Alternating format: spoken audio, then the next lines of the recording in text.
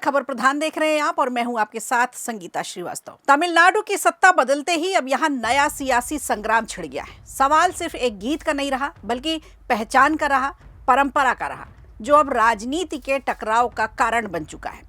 विजय के शपथ ग्रहण समारोह में आखिर ऐसा क्या हुआ कि पूरे तमिलनाडु में उबाल आ गया। तमिल थाई वाजथू को लेकर विपक्ष से लेकर सहयोगी दल तक अब सवाल उठाने लगे हैं और आखिरकार इस पर टीवी के सरकार को सफाई देने की जरूरत क्यों पड़ गई। तमिलनाडु में सी जोसेफ विजय के मुख्यमंत्री पद की शपथ लेते ही नया विवाद खड़ा हो गया। विवाद किसी मंत्री पद या गठबंधन को लेकर नहीं, बल्कि राज्य के पारंपरिक तमिल प्रार्थना गीत तमिल थाई वाजथू को लेकर के शुरू हुआ। शपथ ग्रहण समारोह में पहले वंदे मातरम, फिर राष्ट्रगान और उसके बाद तमिल मंगलाचरण गीत बजाया गया। बस फिर क्या था, तमिलनाडु की राजनीति में एक चिंगारी से जैसे आग लग गई और ये आग दिल्ली होते हुए देश भर में फैल गई। दरअसल तमिलनाडु में लंबे समय से एक ही परंपरा रही है कि किसी भी सरकारी कार्यक्रम की शुरुआत तमिल थाई वाजथू से होती थी। अब अंत में राष्ट्रगान किया जाता था, लेकिन विजय सरकार के शपथ ग्रहण समारोह में इस क्रम को बदलने पर अब सवाल उठने लगे हैं। विपक्षी दलों और सहयोगी पार्टियों ने भी इसे तमिल अस्मिता से जोड़ दिया है। विवाद बढ़ने के बाद टीवी के सरकार के मंत्री आधव अर्जुन सामने आए और उन्होंने पूरे मामले पर सफाई भी दी।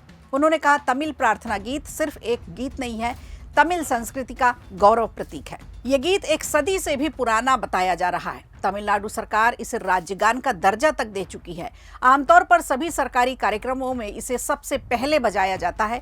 अर्जुन ने कहा कि कार्यक्रम के अंत में राष्ट्रगान बजाना सामान्य और उचित परंपरा रही है, लेकिन इस बार राज्यपाल राजेंद्र विश्वनाथ अर्लेकर की मौजूदगी में शपथ ग्रहण समारोह हुआ तो पहले वंदे मातरम बजाया गया, फिर राष्ट्रगान गाया गया और उसके बाद तमिल प्रार्थना गीत बजाया गया।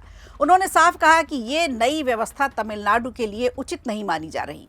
मंत्री ने दावा किया कि जब इस मुद्दे पर राज्यपाल से बात की गई तो उन्होंने कहा कि केंद्र सरकार के नए परिपत्र के अनुसार कार्यक्रम आयोजित किया गया था।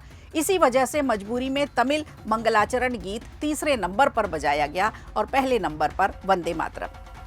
हालांकि उन्होंने ये भी स्पष्ट कर दिया कि भविष्य में इस नई परंपरा को नहीं अपनाया जाएगा। आगे से पहले की तरह ही कार्यक्रम की शुरुआत तमिल प्रार्थना गीत से की जाएगी और अंत में राष्ट्रगान ही गाया जाएगा। आधव अर्जुन ने यह भी कहा कि सिर्फ तमिलनाडु ही नहीं, बल्कि देश के सभी राज्य के कार्यक्रमों की शुरुआत राज्यभाषा के मंगलाचरण गीत से ही होनी चाहिए। उन्होंने इसे पूरे तमिलनाडु की भावना और एकजुटता का संकल्प कर बताया। इस मुद्दे पर विपक्ष और सहयोगी दलों ने भी सरकार को घेरा और भारतीय कम्युनिस्ट पार्टी के नेता एम वीर पांडियान ने भी इसकी आलोचना की। वीसीके के प्रमुख से लेकर पीएम के संस्थापक डॉक्टर एस रामदास ने भी तमिल प्रार्थना गीत को उसका पारंपरिक सम्मान मिलना चाहिए, इसकी बात कही और भविष्य में ऐसी गलती दोबारा नहीं होनी चाहिए, इसके लिए भी बात कही।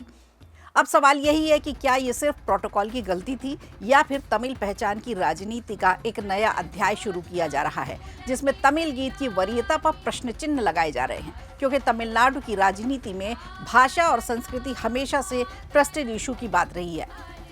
विजय के विजयी शपथ ग्रहण पर सियासी संग्राम तो छिड़ गया है और अब विजय सरकार के सामने पहली बड़ी सियासी परीक्षा भी खड़ी हो गई है और ऐसी ना जाने कितनी चुनौतियां अभी सामने आएंगी विजय के, जिसे उनसे पार पाना पड़ेगा। वीडियो अच्छा लगा हो तो लाइक कीजिए, शेयर कीजिए और कमेंट बॉक्स में हमें ज़रूर बताइए।